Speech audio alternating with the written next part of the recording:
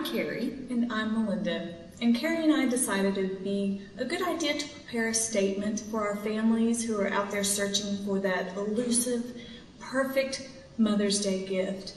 Now, Carrie and I differ somewhat on ideas for this gift, and she won the coin toss. Yay! So I will be her interpreter.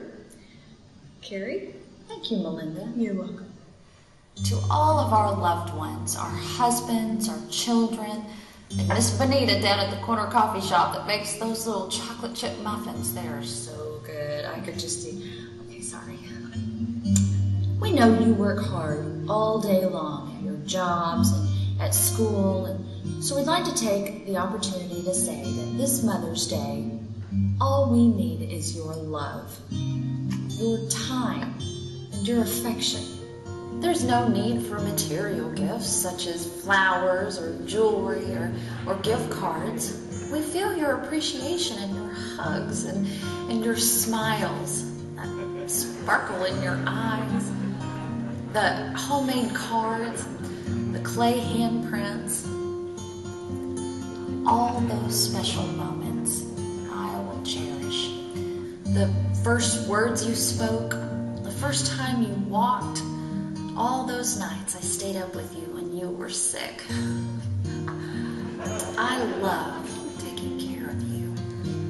I wouldn't even know what to tell you to get me for Mother's Day. Because flowers wilt, jewelry loses its shine, gift cards are lost and forgotten. But your time, your affection, Miss Bonita, those little chocolate chip muffins, they stay right here. So please don't stress out this Mother's Day. Don't worry about what to get me. I have the gift of your love. And that's all that I need. It is an honor to be your mom, because I know that our time together is so short. You won't be my baby forever. Well, just yesterday you were toddling up to me, reaching up those little chubby arms for me to pick you up. All too soon, there will be a last goodnight story, the last nighty-night hug, the last little kiss before my little bird flies away. Aww. Happy Mother's Day.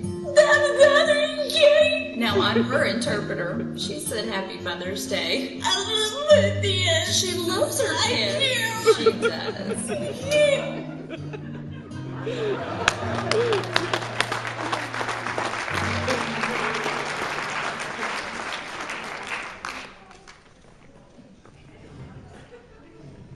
Well, happy Mother's Day to all the moms that are with us this morning. We are certainly delighted that you are here. And it is Mother's Day. It's that annual event where husbands and children go on a desperate search to find out just, that perfect gift, right? To let mom know how much she's loved, how much she's appreciated, and how much she is respected. And of course, we have the standard things we go through, right? Okay? Friend, how many of you are taking mom out to eat today? Let's see a little show of hands. Are you giving a surprise away? Yeah, okay, I can't say, because I haven't thought of anything, and that was my fallback plan.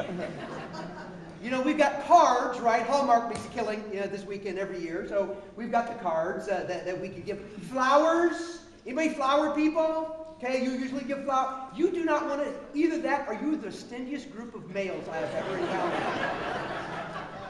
I don't even go the chocolate route, okay? I mean, that's a standard. Because you know what we all know? We all know, look, Mother's Day. Somehow we got to find a way to honor mom, right? We all want to do it. We sense that somehow this person is worthy of some kind of honor, some sort of respect, some sort of ceremony, some sort of something that can express how much she is appreciated. And it's not really a matter of should we, it's a matter of what should we do to really make a Mother's Day.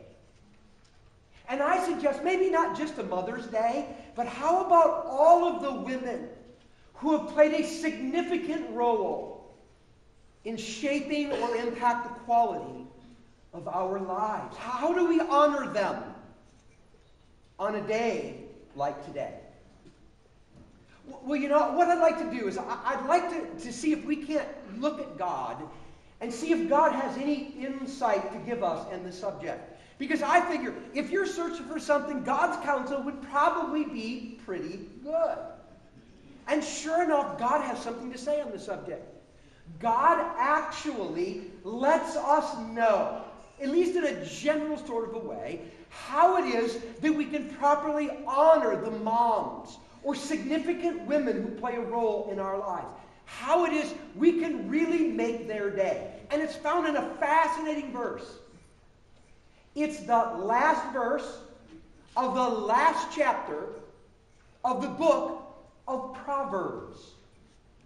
And it's interesting because this particular verse, as it concludes the book of Proverbs, this book on wisdom, is really concluding a little section that's normally called a virtuous woman, or sometimes the noble wife. It goes like this. A wife of noble character who can find, she is far more precious than rubies. Her husband has full confidence in her. He lacks nothing of value. She brings him good, not harm, all the days of her life. She works eagerly with her hands.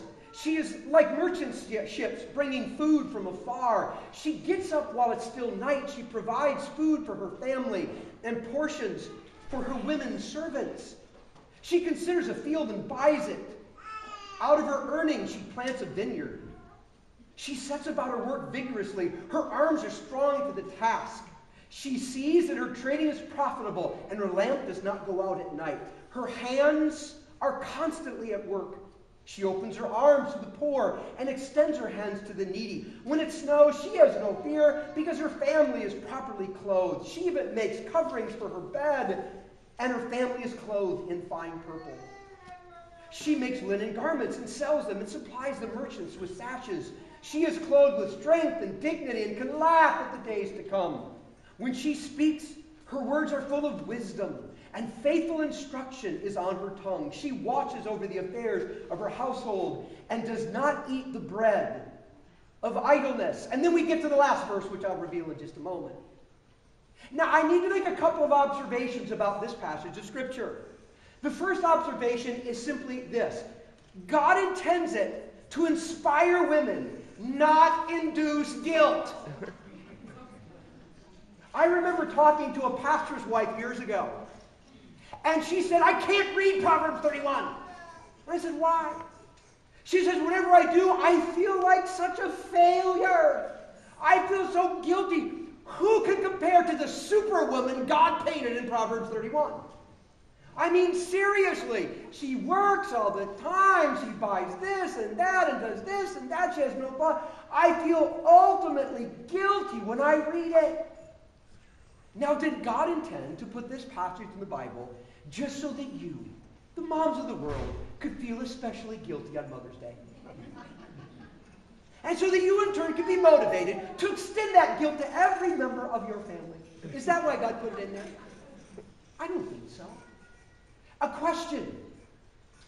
Did God put 1 Timothy 3 in the Bible, which paints a portrait of a fully functional, world-changing man in the Bible so that all men could feel guilty? How about this? Did God put 1 Corinthians 13 in the Bible, that snapshot of powerful love? Did he put that in the Bible so that all lovers could feel guilty that they don't love that way? I don't think so.